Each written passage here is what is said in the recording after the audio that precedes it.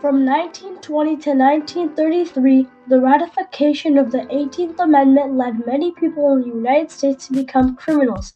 Many bootleggers became rich, gang violence skyrocketed, and police officers were handed bribes to shut them up. The government had the right to regulate alcohol consumption, but it did not act on its responsibility to enforce its laws. However, Prohibition had humble beginnings. In the 19th century, Americans would drink 3 times more than we do today, with some people being fed up with it. Women, who were incredibly irritated by their husbands' drunkenness, were at the forefront, doing a crusade of sorts against alcohol from 1873 to 1874 by singing hymns and praying outside saloons. They formed the Women's Christian Temperance Union, or WCTU, in 1874 and began instilling water fountains in public parks and writing school books for children about the dangers of drinking to increase sobriety. Inspired by the women, some men gave up drinking and some saloon owners closed their doors. In fact, some states began enacting their own dry laws, restricting the sale of alcohol before Prohibition. There were also many important women from the WCTU who worked hard for the country. The second president of the WCTU, Frances Willard, maximized reform activity and allowed lots of women to participate in the movement. This event was known as the Do Everything policy, being passed at the 1882 WCTU convention. In Kansas, alcohol had been outlawed in 1881, but many illegal saloons stayed open, with authorities doing nothing. One woman named Carrie Nation, the leader of her regional WCTU branch, decided she was fed up with the inaction. She took a hammer and a bag of smashers and traveled across Kansas destroying saloons. However, due to their family needing them, the WCTU's movement slowed down. But around the time they began tapering off, the Anti-Saloon League began to further their cause. However, while the WCTU had other goals like public sanitation and health, the ASL only focused on one thing: alcohol. They used pressure politics to boost everyone's fear of alcohol and used propaganda very effectively whenever they could. Wayne Wheeler, the president of the ASL, rounded up support for prohibitionists in any election he could.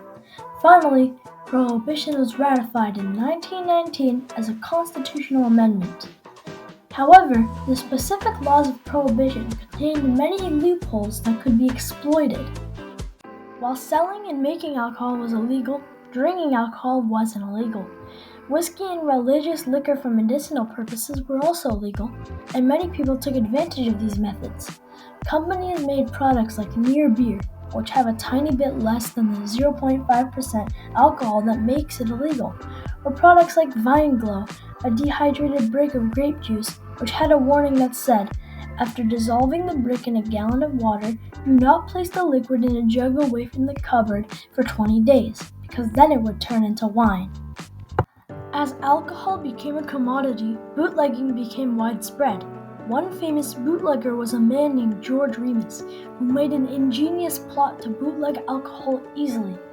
George Remus knew that there was lots of alcohol left for medicinal purposes underground, so he created his own pharmaceutical company to acquire liquor for medicinal purposes, then made his own transportation company to transport it, and sent his men to take the liquor to put into the illicit liquor trade.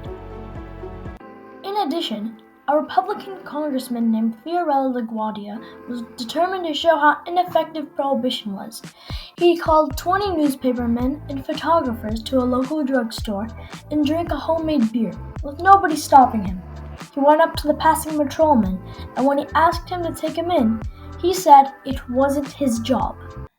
Gangs also rose to high power during Prohibition, with lots of people being murdered and liquor trucks being hijacked.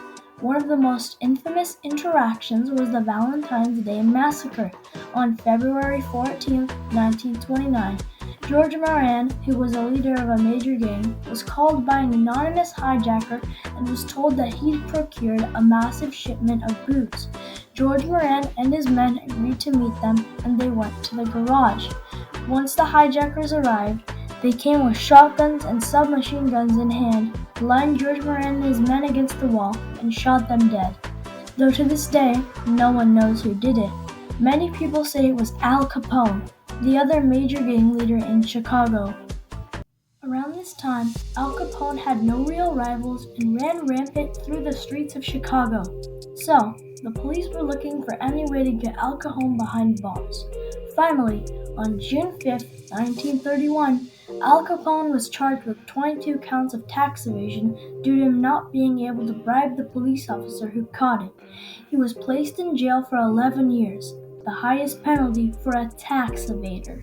The dissent for Prohibition had been rising and rising with the events of the Valentine's Day Massacre, with many people believing that it must be amended due to the damage it has caused. Finally, plans to end the Prohibition began. In February of 1933, the 21st Amendment was proposed to repeal Prohibition. State conventions quickly ratified the amendment, and by December 5, 1933, only 3 states remained to shift the balance and make it law. After Ohio and Pennsylvania gave their answers, only one more state was needed, with Utah approving it at 3:32 p.m. Franklin D. Roosevelt made a statement, trusting that the citizens of the United States would not abuse this individual freedom.